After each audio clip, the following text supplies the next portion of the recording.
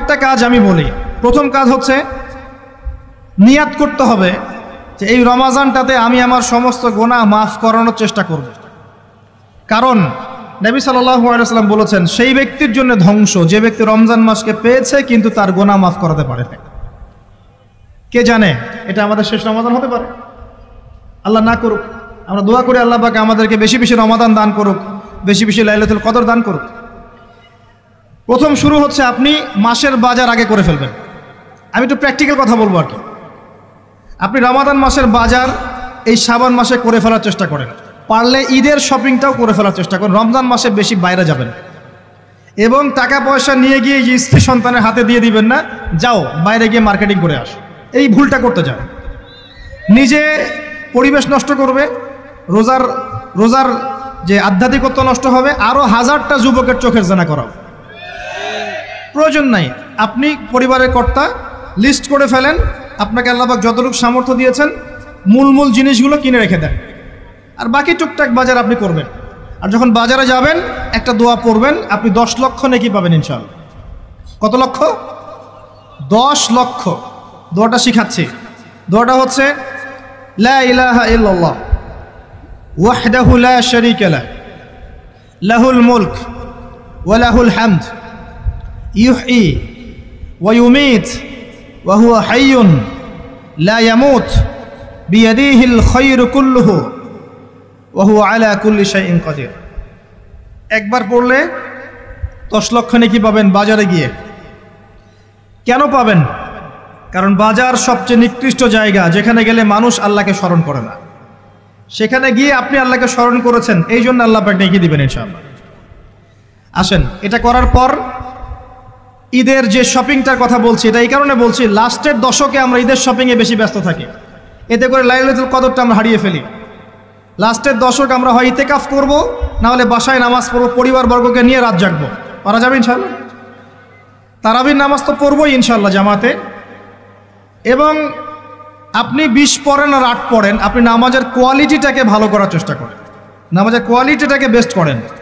ধীরে ধীরে তেলাওয়াত করেন, ধীরে ধীরে রুকু সেজদা করেন, নামাজটাকে এনজয় করেন, সময় নিয়ে, টাইম নিয়ে, 2 ঘন্টা সময় লাগুক, 3 ঘন্টা সময় লাগুক, এনজয় করে নামাজ পড়েন। আল্লাহ পাক তৌফিক দান করুন।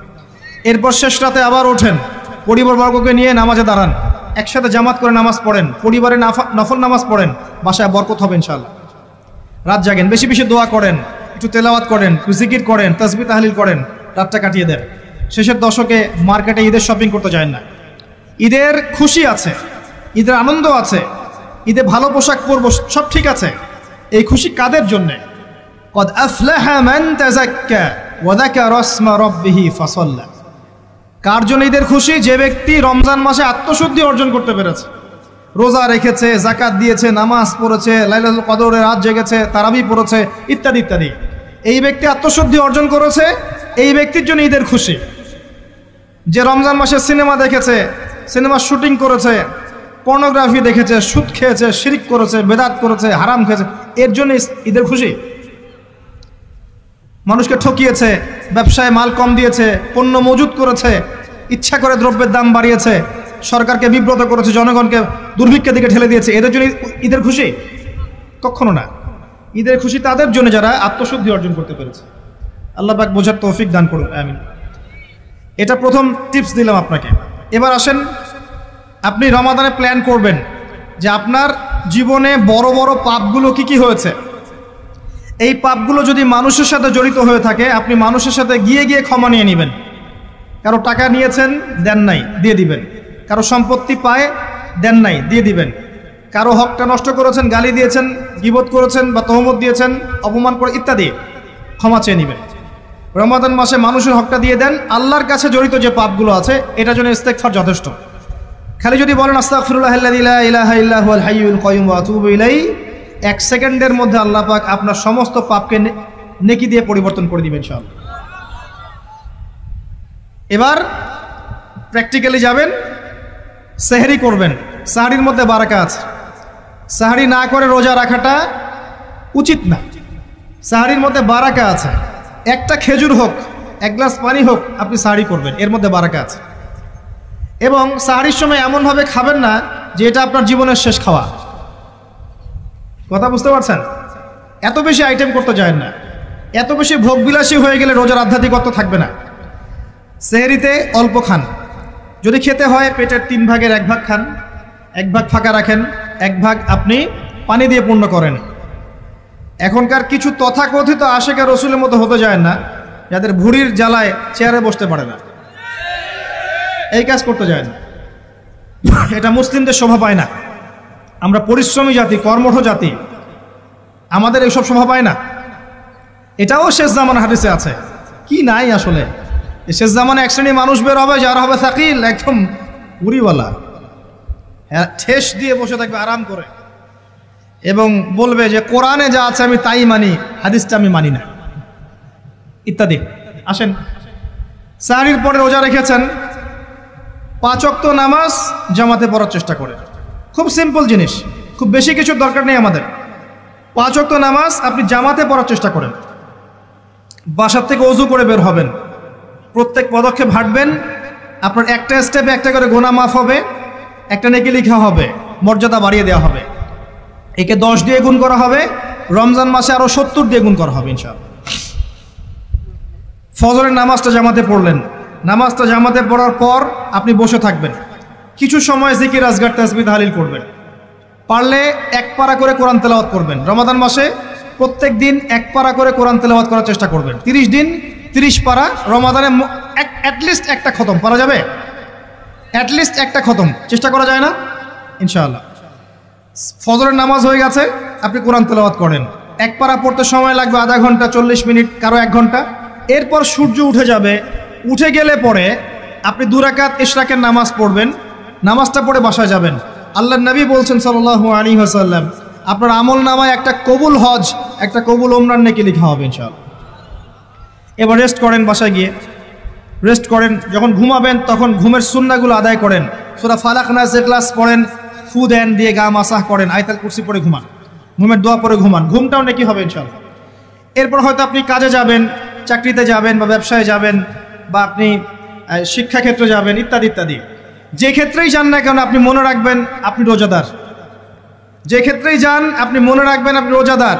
আমি কারোর সাথে এখন ঝগড়া করতে পারবো না, কারোর সাথে এখন মারামারি করতে পারবো না, আমি কারো গীবত করতে পারবো না, আমি মিথ্যা বলতে পারবো না, আমি মাপে কম দিতে পারবো না, আমি জনগণকে ঠকাতে পারবো না, আমি রোজাদার। এটা মনে রাখবেন। এটা মনে রাখলে পরে দেখবেন ইনশাআল্লাহ তাআলা আপনি আল্লাহকে পাচ্ছেন, আল্লাহর মারিফত পাচ্ছেন। খাচ্ছি না, আল্লাহর ভয় না। পানি পান করছি না, স্ত্রী সহবাস করছি না, কার ভয়ে? আল্লাহর ভয় না। এত কঠিন কাজ করার পরেও রোজার নেকি পাওয়া যাবে না যদি রোজা রাখা অবস্থায় আমি মিথ্যা বলি, মাপে কম দেই, গীবত করি, সুদ খাই, জেনা করি, ইত্যাদি। নবী সাল্লাল্লাহু আলাইহি ওয়াসাল্লাম বলেছেন, সেই ব্যক্তির পানাহার ছেড়ে দেয় আল্লাহর কিচ্ছু যায় আসে না, যে ব্যক্তি রোজা রেখে অশ্লীল কাজ করেছে। মা বোনদেরকেও বলবো, রোজা রেখে যদি বেপরদায় চলেন রোজার কোনো দাম নাই। রোজা রেখেও যদি এমন কাপড় পরে চলেন যেই কাপড় পরা না পরা একই কথা, ঢাকা শহরের ফ্যামিনিস্ট মেয়েদের মতো জিন্স আর গেঞ্জি পরে ঘোরেন, রোজা রাখা না রাখা আপনার একই কথা। এটা রোজা হয়নি, উপবাস হয়েছে, উপবাস। ইকোনমিক সেকশন আমরা যারা আছি, আমরা যদি রোজা রেখেও সুদ খাই, আমার রোজা রাখা না রাখা আল্লাহর কিচ্ছু যায় আসে না। আমরা ধর্মীয় ক্ষেত্রে যারা আছি, জানা অনুযায়ী আমল যদি না করি, দিনকে দুনিয়ার স্বার্থে ব্যবহার করি, আমাদের রোজা রাখা না রাখায় কিছু যায় আসে না। আমরা যদি মিথ্যা বলি, অন্যের গীবত করি, অশ্লীল কাজ করি, গার্লফ্রেন্ডের সাথে সময় কাটাই, ওর সাথে কফি খেতে যাই, ডেটিং করতে যাই, এই যে ফেসবুকের মাধ্যমে চ্যাটিংয়ে প্রেম করি, ইউটিউবে অশ্লীল ভিডিও দেখি, পর্নোগ্রাফি দেখি, ইত্যাদি ইত্যাদি, এইসব রোজা রাখা না রাখা আল্লাহর কিচ্ছু যায় আসে না। আমি হাত জোর করে মিনতি করছি ভাই, খাওয়া পান করা, স্ত্রী সহবাস ছেড়ে দেওয়ার নাম রোজা নয়, এটার নাম রোজা নয়, এটা একটা অংশ রোজার মাত্র। রোজা রেখে আল্লাহর যাবতীয় হারাম ত্যাগ করলে পরে রোজা হবে ইনশাআল্লাহ। এই কাজগুলো করার চেষ্টা করি, আল্লাহ পাক তৌফিক দান করুন। রোজা রাখা অবস্থায় আপনি বেশি বেশি জিকির করবেন। কি করবেন? সুবহানাল্লাহ পড়বেন, আলহামদুলিল্লাহ পড়বেন, আল্লাহু আকবার পড়বেন, লা ইলাহা ইল্লাল্লাহ পড়বেন, লা হাওলা ওয়ালা কুওয়াতা ইল্লা বিল্লাহ পড়বেন হাসবি আল্লাহ ওয়া নি'মাল ওয়াকিল, সুবহানাল্লাহি ওয়া বিহামদিহি, সুবহানাল্লাহিল আযীম, সুবহানাল্লাহিল আযীম ওয়া বিহামদিহি। পড়বেন আস্তাগফিরুল্লাহ ওয়া আতুবু ইলাইহি, আস্তাগফিরুল্লাহ ওয়া আতুবু ইলাইহি, পড়বেন লা ইলাহা ইল্লাল্লাহ ওয়াহদাহু লা শারীকা লাহ লাহুল মুলকু ওয়া লাহুল হামদু ওয়া হুয়া আলা কুল্লি শাইইন কাদির। পারা যাবে না ইনশাআল্লাহ? বেশি বেশি পড়বেন। আরেকটা কাজ করবেন, প্রতিটা কাজ নবী সাল্লাল্লাহু আলাইহি ওয়াসাল্লামের সুন্নাহ মাফিক করার চেষ্টা করবেন। সুন্নাহ মাফিক, খাচ্ছেন তার সুন্নাহ মাফিক, টয়লেট করছেন তার সুন্নাহ মাফিক, ঘুমাচ্ছেন তার সুন্নাহ মাফিক। সুন্নাহর বইগুলো আছে না বাজারে, কিনে নেবেন, কিনে নিয়ে দেখবেন প্রতিটা কাজ কিভাবে করলে সুন্নাহ হবে। এই কাজগুলো করতে কি আপনাকে গভর্নমেন্ট বাধা দিবে? বিশ্বের পরাশক্তিরা বাধা দিবে? আপনাকে কি কেউ পিটাবে এগুলো করলে? জেল খাটাবে? এগুলো আমাদের ব্যক্তি স্বার্থের ব্যাপার, ইচ্ছা করলেই করা যায়। এই ইচ্ছাটা আল্লাহ পাক আমাদের অন্তরে জাগ্রত করুন, আমিন। একটা কাজে কথা বলবো, নর্মালি আমরা ফরজগুলোতে বেশি ফোকাস করি, ফরজ ওয়াজিবে। রমজান মাসে সুন্নত মোস্তাহাবেও ফোকাস করতে হবে। রমাদানে একটা নফল আপনাকে ফরজের নেকি দিয়ে দিবে ইনশাল্লাহ, রমাদান একটা সুন্নাহ আপনাকে ফরজের নেকি দিবে ইনশাল্লাহ। তো রমজান মাসে শুধু ফরজ নয়, একটু সুন্নাহ সালাতগুলো, নফল সালাতগুলো একটু বেশি বেশি পড়ার চেষ্টা করি, আল্লাহ পাক তৌফিক দান করুন। স্পেশালি একটা কাজ করার চেষ্টা করতে পারি, অজু যখন ভেঙে যায়, টয়লেট করলেন অজু ভেঙে গেল, সাথে সাথে হালকা করে অজু করে ফেলার চেষ্টা করে, সবসময় পবিত্র থাকার চেষ্টা করে। বেলাল আল হাবাশী নাম শুনেছেন? রাদিয়াল্লাহু আনহু। নবী সাল্লাল্লাহু আলাইহি ওয়াসাল্লাম বলছেন, আমি যখনই জান্নাতে গিয়েছি বেলাল তোমার পায়ের শব্দ শুনেছি। সুবহানাল্লাহ। যেই বেলালকে উত্তপ্ত মরুভূমিতে শুইয়ে নির্যাতন করা হচ্ছে, সেই বেলাল বলছেন আহাদুন আহাদ। সেই বেলাল রাদিয়াল্লাহু আনহুর নামে শানে সূরা নাজিল হচ্ছে কুল হুয়াল্লাহু আহাদ। ওই বেলাল রাদিয়াল্লাহু আনহুকে নবী সাল্লাল্লাহু আলাইহি ওয়াসাল্লাম বলছেন, যখনই জান্নাতে যাই তোমার পায়ের আওয়াজ শুনি, তুমি কি এমন আমল করো যার কারণে এই মর্যাদা তোমার? বেলাল রাদিয়াল্লাহু আনহু বলছেন, আমি তো স্পেশাল তেমন কোনো আমল করি না, আপনারা যা করেন আমিও তাই করি, তবে আমার যখনই ওযু ভেঙে যায় আমি ওযু করি, আর আমি ওই ওযু দিয়ে 2 রাকাত নামাজ পড়ি। এটাকে তাহিয়াতুল ওযুর নামাজ বলে। রমজান মাসে করার চেষ্টা করি, আল্লাহ পাক তৌফিক দান করুন। আমরা অনেকে মসজিদে যাই, ধাপ করে বসে পড়ি, করি না এই কাজটা? মসজিদে গিয়েছি, ধাপ করে আগে বসে পড়ি। মসজিদে গিয়ে 2 রাকাত নামাজ পড়ে বসা সুন্নত। মিনিমাম 2 রাকাত নামাজ পড়ে বসলে আপনি তাহিয়াতুল মসজিদের নেকি অর্জন করলেন, মসজিদের হকটা আদায় করলেন। ওই জায়গা আপনার জন্য সেজদার সাক্ষী থাকলো, কিয়ামতের মাঠে আপনার পক্ষে সাক্ষী দিবেন ইনশাআল্লাহ। এই সুন্নাহগুলো আমরা চর্চা করার চেষ্টা করি রমজান মাসে। রমজান মাসে দাড়িটা ছেড়ে দেন, দাড়িটা ছেড়ে দেন। এটা একমাত্র ভিজিবল সুন্নত, দৃশ্যমান সুন্নত, যেটা আপনার সাথে কবরে যাবে। যখন কাফন দেয়া হবে তখন দেখা যাবে না আমার সাথে আর কোন কোন সুন্নাহ আছে, এই একটা সুন্নতই দেখা যাবে আমার সাথে কবরে যাচ্ছে। কথা কি বুঝতে পারছেন? আর এটাকে আমরা এখন যত পারি মেয়ে হওয়ার চেষ্টা করছি। নবীজি বলেছিলেন শেষ জামানায় ছেলেরা মেয়েদের পোশাক পরবে আর মেয়েরা ছেলেদের পোশাক পরবে। দেখবেন মেয়েরা এখন ফর্মাল পোশাক পরছে, জিন্সের গেঞ্জি পরে ঘুরছে, আর ছেলেরা ক্লিন শেভড। ছেলেরা মেয়েদের মতো গাল বানাচ্ছে। আর কোন সাইনের জন্য অপেক্ষা করছেন? নবীজি বলেছিলেন উঁচু উঁচু বিল্ডিং নির্মাণের প্রতিযোগিতা করা হবে। একবার এয়ারে ঢাকার কাছাকাছি আসবেন, এয়ারে তো সফর করেছেন আপনারা অনেকেই, যখন এয়ার ফ্লাই করে টেক অফ করে বা ল্যান্ড করে তখন ঢাকার কাছাকাছি, তখন উপর থেকে আপনি ঢাকাকে দেখবেন। কেন বলেছি this is the city of Akhiruzzaman, কেন বলেছি? নবীজি বলেছেন কিয়ামতের 2টা মেজর সাইন, 2টার মধ্যে একটা হচ্ছে আনতারাল হুফাতাল উরাতাল আলাতা রিয়াশাইয়া তাতাওয়ালুনা ফিল বুনিয়ান। যখন সমাজের দরিদ্র শ্রেণীর মানুষেরা, যাদের পায়ে স্যান্ডেল ছিল না, গায়ে কাপড় ছিল না, এরা উঁচু উঁচু বিল্ডিং নির্মাণের প্রতিযোগিতা করতে থাকবে, ফান্তাজিরিস সাআহ, তখন কিয়ামতের অপেক্ষা করতে থাকো। আজকে থেকে 100 বছর আগে ছিল এগুলা? 200 বছর আগে ছিল? সুবহানাল্লাহ। আর কোন সাইনের জন্য অপেক্ষা করছেন? তিনি বলেছেন শেষ জামানায় women will dressed but still they will be naked। মহিলারা কাপড় পরবে, তারপরেও তারা নগ্ন থাকবে। আপনি ঢাকার শপিং মলে যান, আপনি দেখেন। আর কোন সাইনের জন্য অপেক্ষা করছেন? শুধু ঢাকা কেন, গ্রামগঞ্জে ছড়িয়ে পড়েছে এগুলো, এখন গ্রামেও ছড়িয়ে পড়েছে। গ্রামে আরো বেশি দেখা গেছে মাশাআল্লাহ। গ্রামে গিয়ে আমরা হতভাগ, সুবহানাল্লাহ। গ্রামের মেয়েগুলা, গ্রামের মেয়ে ঢাকা শহরের মেয়েকে পার করে ফেলেছে। বাদ দেন, ওইদিকে না যাই, ডিফারেন্ট টপিক। আমরা রমাদান মাসের সুন্নাহগুলো আমল করার চেষ্টা করি। তাহিয়াতুল মসজিদ আমল করার চেষ্টা করেন, তাহিয়াতুল ওযু আমল করার চেষ্টা করেন, বেশি বেশি জিকির করেন। এবার আসেন রমাদানে জাকাত হিসাব করবেন। জাকাত, আপনার জাকাত হিসাব করেন, কত টাকা জাকাত এসেছে। জাকাতের হিসাব জানেন তো? হ্যাঁ, 7.5 ভরি স্বর্ণ, রৌপ্য কত? 52.5 তোলা। আপনার এই চাষাবাদের ওসর আসে, ব্যবসায়িক পণ্য থাকলে, সঞ্চিত সম্পদ থাকলে সব কিছু হিসেব করে মুফতি সাহেব আছেন, কওমি মাদ্রাসার আলেমদের কাছে যাবেন, জাকাতের ক্যালকুলেশন করে নেবেন যে আমার এত টাকা জাকাত এসেছে। এভাবে জাকাতটা রমজান মাসে দিয়ে দেওয়ার চেষ্টা করেন। জাকাত যদি আমরা না দেই, একটা শাস্তি শুনে রাখেন, আল্লাহ পাক এই সম্পদগুলোকে একত্রিত করে গলাবেন, গলিয়ে কপালে, গালে আর এই যে পিঠে লেপটে দিবেন, বলেন নাউজুবিল্লাহ। এবং এটা একটা সাপের আকৃতি ধারণ করবে, সাপ গলায় পেঁচানো থাকবে, কপালে দংশন করতে থাকবে, বলবে আমি তোমার মাল 7 ভোগ করো, আমি তোমার মাল 7 ভোগ করো। কবর এটা হবে, আমরা চোখে না দেখলে ওটা সত্য। নবীজি দেখে এসেছে মেরাজের রাতে এগুলা। এরপরে জাকাতের একটা সুবিধা আছে, এটা আমরা বুঝাতে পারি না। জাকাত ইসলামিক ইকোনমিক্সের বেইস। জাকাত ধনীর সম্পদে গরিবের হক। যে গরিবের কাছে টাকা পয়সা নাই, আপনার টাকা ওর হাতে চলে যাবে, ও খেয়ে পরে বাঁচতে পারবে, এটাই জাকাত। বুঝতে পারছি? জাকাতটা না দেন, ও আস্তে আস্তে আস্তে আস্তে আরও দরিদ্র হতে থাকবে। এর উপর আবার সুদ আছে, আবার পেপার মানিও আছে। জাকাতগুলো দিয়ে দেন, আল্লাহর ওয়াস্তে জাকাত দিয়ে। অনেক মুসলিম আছে আমরা নামাজ পড়ে জাকাত দেই না। অনেক মুসলিম আছে জাকাত দেয় না, নামাজ পড়ে। জাকাত অস্বীকারীদের বিরুদ্ধে আবু বকর সিদ্দিক রাদিয়াল্লাহু আনহু যুদ্ধ করেছিলেন। অ্যাজ এ আমির, রাষ্ট্রের পক্ষ থেকে যুদ্ধ করেছিলেন। আল্লাহ পাক আমাদেরকে জাকাত আদায় করার তৌফিক দান করুন। ফসল থাকলে ফসল, এর ওসর আসবে, ওসর এটা দিয়ে দিবেন। সেচের পানিতে হলে এক হিসাব, আর আপনার বৃষ্টির পানিতে হলে এক হিসাব। রমজান মাসে বেশি বেশি দান সাদাকা করবেন, বেশি বেশি মানুষকে দান সাদাকা করেন। পণ্যের দাম কমিয়ে দেন, মানুষকে সাদাকা করেন। প্রত্যেকটা দিন 10 টাকা, 20 টাকা, 100 টাকা সাদাকা করতে চেষ্টা করেন। এক একটা সাদাকা 70 গুণ বেড়ে যাবে ইনশাআল্লাহ। আমি আরেকটা নসিহত করব, রমজান মাসে বেশি থেকে বেশি মানুষকে খাওয়ান, বেশি বেশি খাওয়ান, ইফতার করান।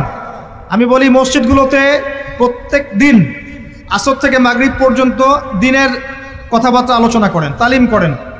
আপনাদের কাছে বই আছে, মুনতাকা হাদিস আছে, ফয়জুল কালাম বই আছে, রিয়াদুস সালেহিন বই আছে, মেশকাত আছে, আলেম আছেন, ইমাম সাহেব আছেন। একটা বিশেষ বিষয় নিয়ে আলোচনা শুরু করেন, মাগরিব পর্যন্ত আলোচনা চলবে, সবাই মিলে ইফতার করেন। একটা ইসলামিক পরিবেশ গড়ে তোলেন, মানুষকে ইফতার করেন, বেশি বেশি ইফতার করেন।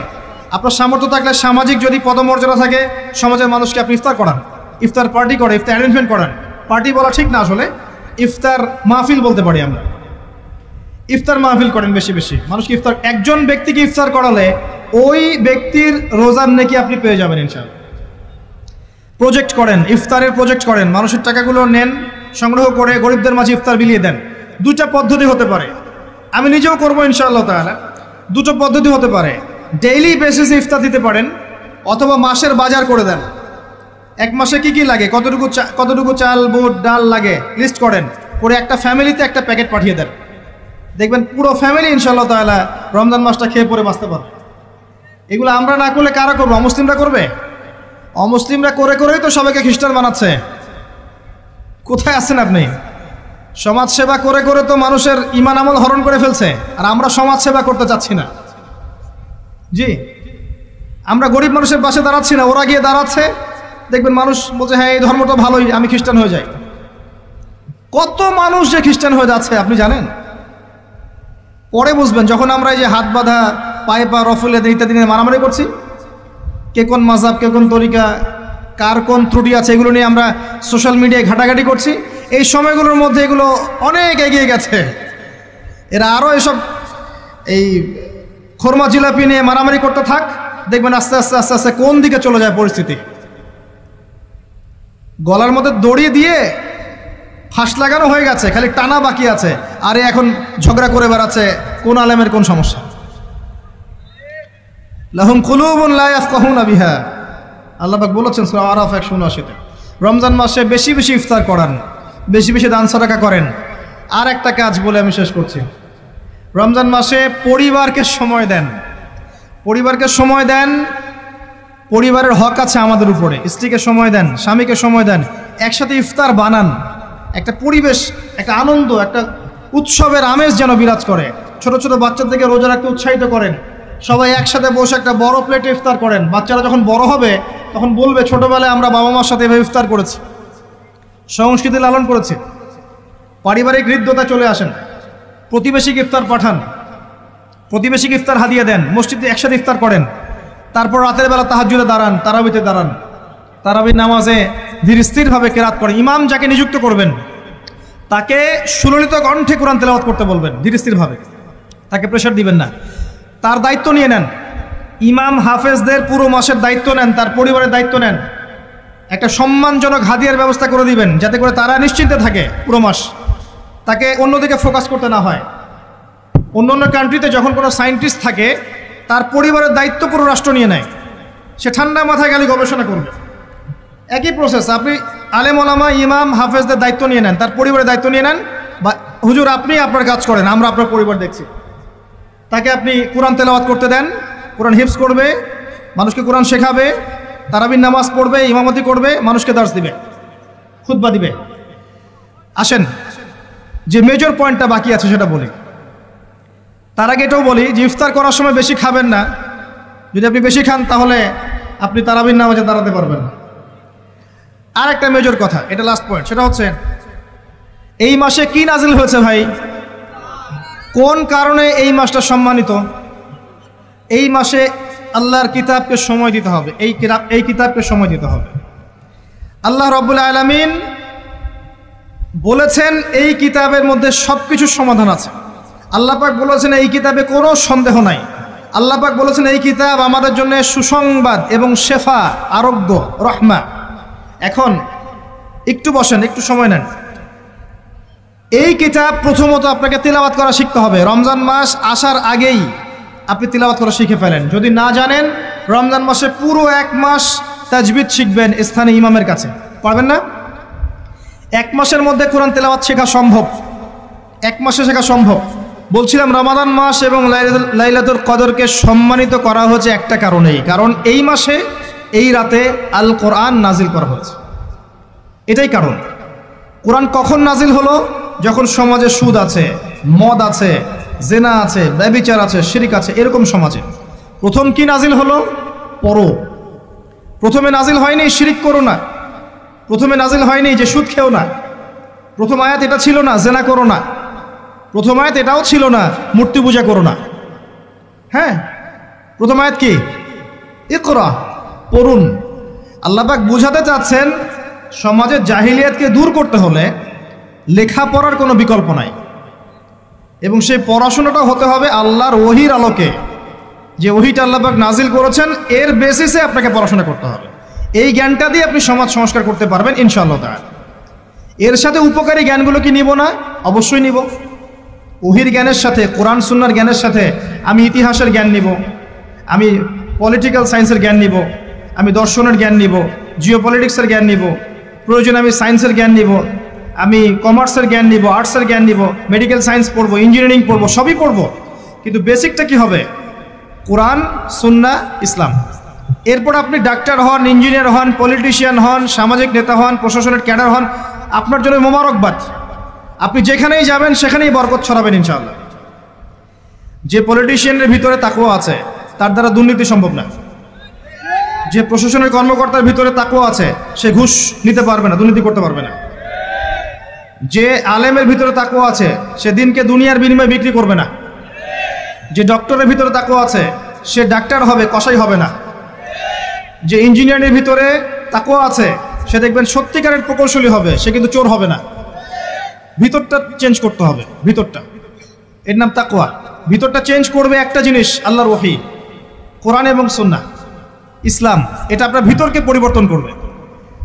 আর আমরা অনেক বড় বড় কথা বলি অনেক সময়, কিন্তু মূল কাজটা হচ্ছে ভিতরটা পরিবর্তন করা। আমাদের সবার সাথে যার যার কলব যাবে, যার যার আমল যাবে। আল্লাহ পাক আমাকে কলার চেপে ধরে বলবেন না যে বাংলাদেশে ইসলামী খেলাফত কায়েম করে আসো নাই কেন, এটা আল্লাহ পাক আমাকে বলবেন না। আল্লাহ পাক বলবেন তোমাকে যে দায়িত্ব দিয়েছিলাম ওই দায়িত্ব ঠিকঠাক মতো পালন করেছো কিনা। আল্লাহ পাক এটা বলবেন না। বেসিকে আসেন, নিজের আত্মশুদ্ধি, এটা বেসিক। আলাইকুম আনফুসাকুম, নিজের নফসের খবর নাও, নিজের নফসটাকে পবিত্র করো। নিজের নফসের মধ্যে হিংসা ত্যাগ করো, বিদ্বেষ ত্যাগ করো, অহংকার ত্যাগ করো, রিয়া ত্যাগ করো, দুনিয়ার মোহ ত্যাগ করো। নিজের নফসের মধ্যে বেশি বেশি পরকালের ফিকির আনো, জিকির করো বেশি বেশি, কোরআন বেশি বেশি তেলাওয়াত করো, হালাল খাও, আদর্শ পরিবার গঠন করো, তাওহীদে থাকো, সুন্নতে থাকো, ইনশাল্লাহ হাসতে হাসতে জান্নাতে চলে যাবেন। একটা হাদিস আমি পড়েছি ফয়জুল কালাম বইয়ের মধ্যে, গতকালকে মাহফিলও বলেছিলাম, আপনাদেরকে বলছি। মাদ্রাসায় পড়ানো হয় ক্লাসিক্যাল একটা বই ফয়জুল কালাম, সবাই কিনতে পারেন, হাদিসের বই, চমৎকার কিছু হাদিস আছে। এখানে একটা হাদিস আছে আমাদের জন্য সুসংবাদ।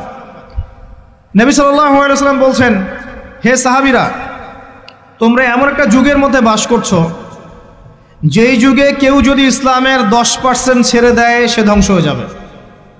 সাহাবীদেরকে বলছেন, তোমরা এমন একটা যুগে বাস করছো, এই যুগে ইসলামের 1/10 কেউ ছেড়ে দিলে সে ধ্বংস হয়ে যাবে।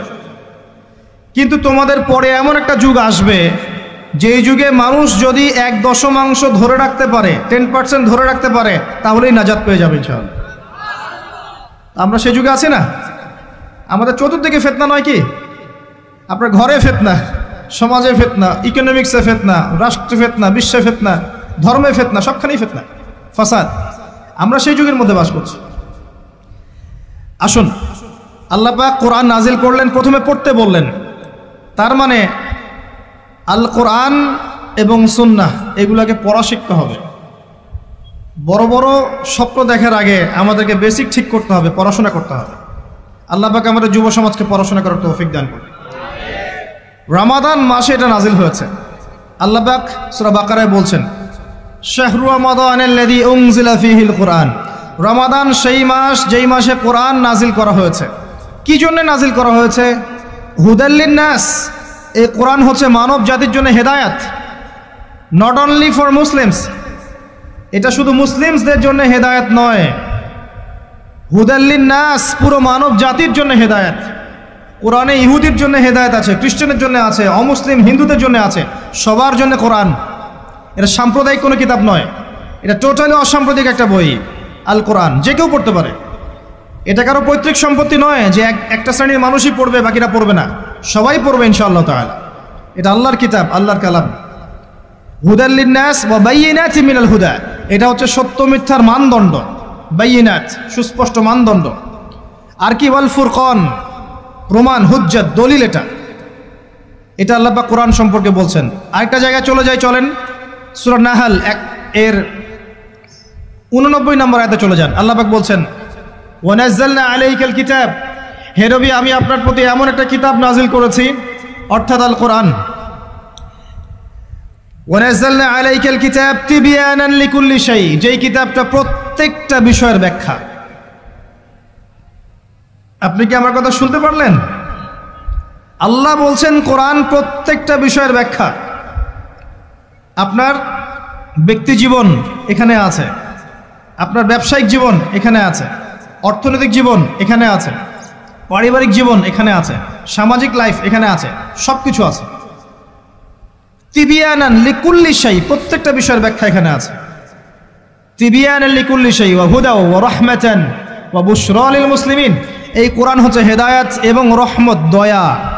ওয়া বুশরা লিল মুসলিমিন, মুসলিমদের জন্য সুসংবাদ এই কোরআন।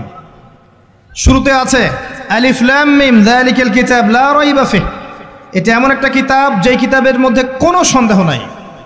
কোন লেখক বলতে পারে আমার বইয়ের মধ্যে কোনো সন্দেহ নাই? সন্দেহের কোনো অবকাশই নাই। লা রাইবা ফিহ হুদাল লিল মুত্তাকিন, মুত্তাকিদের জন্য এটা হেদায়াত। মুত্তাকি কারা? আল্লাযীনা ইউমিনুনা বিল গায়ব, যারা অদৃশ্যে বিশ্বাস করে। ঈমানের 6 পিলার সবই অদৃশ্য নয় কি? আল্লাহ অদৃশ্য, ফেরেশতা অদৃশ্য, আসমানে আগের কিতাবগুলো দেখি নাই, অদৃশ্য। নবী রাসূলগণ দেখি নাই, অদৃশ্য।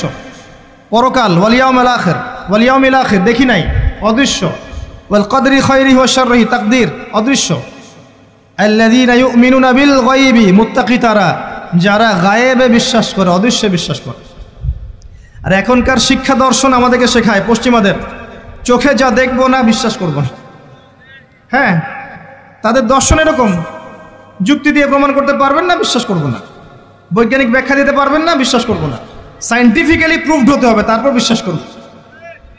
অনেক সময় দেখা যায় মুসলিমরাও এর গোলক ধাঁধায় পড়ে যায় এবং বলে নামাজের উপকারিতার সায়েন্টিফিক ব্যাখ্যা বলেন, তারপর নামাজ পড়ব।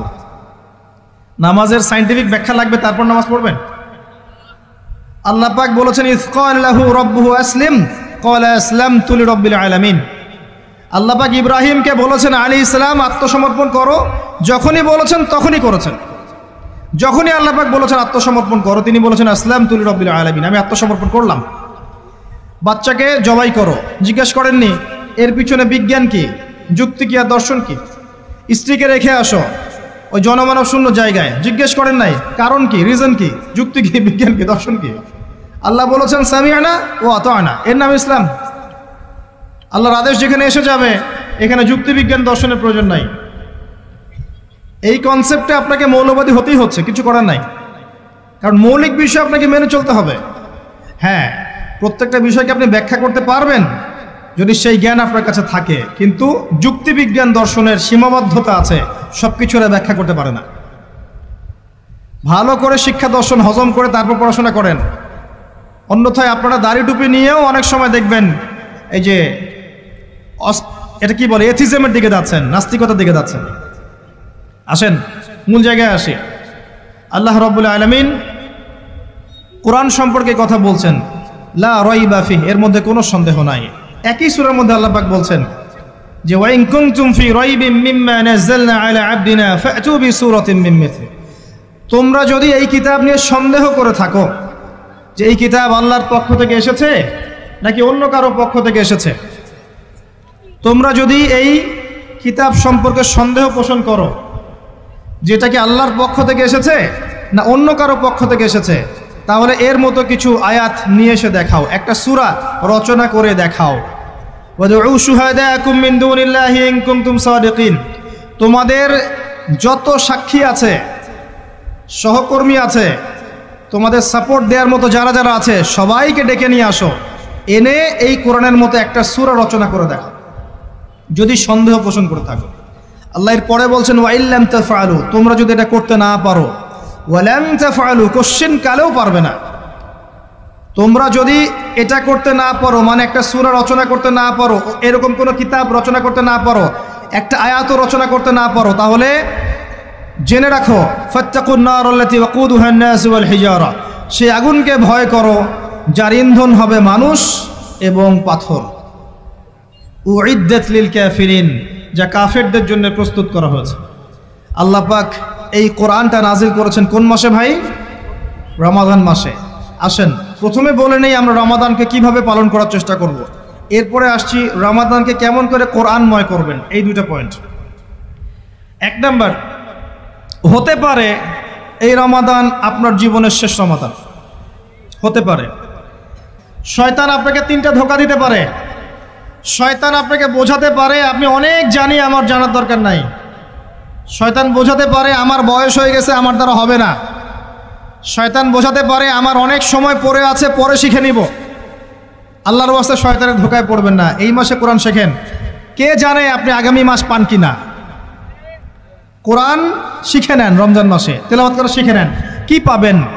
কয়েকটা হাদিস বলছি। নবী সাল্লাল্লাহু আলাইহি ওয়াসাল্লাম বলেছেন এই কোরআন আপনার পক্ষে দলিল হবে অথবা বিপক্ষে দলিল হবে। হুজ্জাতুন লাকা ওয়া আলাইক, আপনার জন্য শাফিউল লি আসহাবি, এটা সুপারিশকারী হবে আপনার জন্য। প্রত্যেক হরফে আপনি 10টা করে নেকি পাবেন। কোনোদিনও আমি বলি নাই কোরআন তেলাওয়াত করলে নেকি হবে না। এই যে কাটছাট ভিডিও দেখলে আলেম ওলামাও ভুল মেসেজ পায়, এবং দেখা যায় একজন বরেণ্য আলেম হয়েও ভুল কথা বলতে শুরু করে। এজন্যই বলি এর ক্ষতিকর দিক কত। মূল বিষয় তার নখদর্পণে নাই, একটা কাটছাট ভিডিও দেখেছে, দেখেই কথা বলা শুরু করলো। কিন্তু সে আলেম, তার জানা উচিত কাফা বিল মারই কাযিবান ওয়া হুয়া ইয়াকুল কুল্লামা সামিআ, একজন মানুষের জন্য মিথ্যাবাদী হওয়ার জন্য এতটুকু যথেষ্ট, যা শুনলাম যাচাই বাছাই না করেই প্রচার করলাম। ইয়া আইয়ুহাল্লাযীনা আমানু ইন জাআকুম ফাসিকুম বিনাবাইন ফাতাবায়ানু, কোনো ফাসিক যদি কোনো খবর নিয়ে আসে সেটা আগে তথ্য যাচাই করো, তারপরে কথা বলো। ইজতানিবু কাসীরাম মিনাজ যন, বেশি বেশি অনুমান থেকে বেঁচে থাকো। ইন্না বা'দা যন্নি ইসম, এগুলো আমরাই ভুলে যাচ্ছি এখন। আমি বলছি বারবার, স্পষ্ট করে বলছি, কোরআন তেলাওয়াত করলে প্রত্যেক হরফে 10টা করে নেকি হবে, এবং কোরআন তেলাওয়াত করলে আপনার জীবনে বরকত আসবে, রিজিকে হায়াতে বরকত আসবে, আপনার কলবে আল্লাহর নূর আসবে ইনশাআল্লাহ তাআলা। কোরআন আপনার পক্ষে সাক্ষী দিবে, আপনার পক্ষে দলিল হবে, হুজ্জা হবে ইনশাআল্লাহ। প্রত্যেক হরফে 10 নেকি। তবে শুধু তিলাওয়াত করলেই আমি কোরআনের অর্থগুলো বুঝতে পারবো না, আর অর্থগুলো না বুঝলে আমি কোরআনে আল্লাহর মৌলিক মেসেজগুলো ধরতে পারবো না, ধরতে না পারলে সেই মেসেজগুলোর উপর আমল করতে পারবো না। এই কারণে কোরআনের অর্থটা বোঝা জরুরি, এর ভাষা শেখা জরুরি, কারণ আদেশ নিষেধ আমাকে মানতে যেতে হবে। এবং কোরআন গবেষণা করতে হলে অবশ্যই অর্থ জানতে হবে, ভাষা শিখতে হবে, এর তাদাব্বুর তাফাক্কুরে ডুবে যেতে হবে, যেটা শুধুমাত্র তিলাওয়াত করা সম্ভব নয়। এটা বোঝাতে চেয়েছে। এর চেয়ে পরিষ্কার করা কি বলতে পারি বলেন? সুবহানাল্লাহ। আল্লাহ পাক আমাদেরকে বোধশক্তি দান করুন। আল্লাহর ওয়াস্তে রমজান মাসে ভাই কোরআন তেলাওয়াত বাড়িয়ে দেন। যারা হাফেজ আছেন এই মাসে হিফজ চর্চা করবেন। আমার জন্য দোয়া করেন যেন আমি এই মাসে পুরোটা হিফজ করতে পারি। হিফজ চর্চা না করতে করতে অনেকটা ভুলেই যাচ্ছে। আসলে নবী সাল্লাল্লাহু আলাইহি ওয়াসাল্লাম বলেছেন, চর্চা না করলে কোরআন এত দ্রুত কলব থেকে বের হয়ে যায় যে একটা উটকে যদি ছেড়ে দেন সে যত দ্রুত চলে যাবে। আমাদের জন্য, আমার জন্য দোয়া করবেন যাতে কোরআনের হকটা আদায় করতে পারি। আল্লাহ পাক তৌফিক দান করুন, আমিন। এবং যারা হাফেজে কোরআন তাদের উচিত আরবি ভাষা এবং সাহিত্য জেনে তাফসিরগুলো পড়ে কোরআনের আয়াতগুলোকে নিয়ে একটু গবেষণা করা, আয়াতগুলো বোঝার চেষ্টা করা, আল্লাহ পাক কী বলেছেন কোরআনের মধ্যে বোঝার চেষ্টা করা, এগুলো জনগণকে বোঝানো। এবং এটা বোঝাতে আপনি উগ্র হবেন না, চরমপন্থী হবেন না, আক্রমণাত্মক হবেন না। আমরা কেউ কারো শত্রু নই, আমরা সবাই সবার বন্ধু, সবাই সবার ভাই। আমরা সবাই সবার ভাই, এক উম্মাহ, ওয়ান উম্মাহ নেশন। তাই আমরা কোরআনের মৌলিক মেসেজগুলো যুগোপযোগীভাবে সবার সামনে তুলে ধরবো, উপস্থাপন করব, মানার জন্য ফোর্স করব না। যাকে আল্লাহ পাক হেদায়েত দিবেন সে মানবে ইনশাল্লাহ, যাকে আল্লাহ পাক হেদায়েত দিবেন না সে মানবে না, তার হিসাব সে দিবে, আমার কোনো দায় দায়িত্ব নেই। আর সর্বশেষ কথা হচ্ছে, আল কোরআন এর মধ্যে অনেক আদেশ এবং নিষেধ আছে। রমজান মাসে আমরা যদি কোরআন পড়ি আর বুঝি কিন্তু কোরআনের আদেশ আর নিষেধগুলোকে ফলো না করি, না মেনে চলি, তাহলে আদতে কোরআনের হকটা আদায় হচ্ছে না। এবং এই কোরআনের মেসেজ আমাদেরকে মুসলিম অমুসলিম সবার দ্বারে দ্বারে পৌঁছে দিতে হবে ইনশাআল্লাহ তাআলা। যেভাবে কোরআনের দাওয়াতের ফলে, হাদিসের দাওয়াতের ফলে নবী সাল্লাল্লাহু আলাইহি ওয়াসাল্লাম আইয়ামে জাহিলিয়াতের সেই জাহিলিয়াতকে দূর করে আলোকিত সমাজ প্রতিষ্ঠা করেছিলেন, ইনশাআল্লাহ আজও সম্ভব এই কোরআন সুন্নাহর দাওয়াতকে দিয়ে আজকের সমাজে চলমান জাহিলিয়াতগুলোকে দূর করে আলোকিত বাংলাদেশ প্রতিষ্ঠা করা। আল্লাহ পাক আমাদেরকে তৌফিক দান করুন, আমিন। আমি আমার আলোচনা এখানে শেষ করছি, আজকে আর লম্বা করছি না। আপনারা কষ্ট করে এসেছেন, বসেছেন, আলোচনা শুনেছেন, আদবের সাথে বসেছেন, শৃঙ্খলা রক্ষা করেছেন। আমরা দোয়া করি আল্লাহ পাক আপনাদের সবার নেক হায়াত, হালাল রিজিকে আল্লাহ পাক প্রশস্ত করুন। আমাদের সবাইকে আল্লাহ পাক রমজানে পৌঁছে দিন, রমজানে বেশি বেশি রোজা রাখার তৌফিক দান করুন। রমজান মাসে আমাদেরকে আল্লাহ পাক যাকাতগুলো দিয়ে দেওয়ার তৌফিক দান করুন, বেশি বেশি জিকির আজগার করার তৌফিক দান করুন, কোরআনের হকগুলো আদায় করার তৌফিক দান করুন, প্রত্যেক দিন এক পারা করে কোরআন পড়ার তৌফিক দান করুন।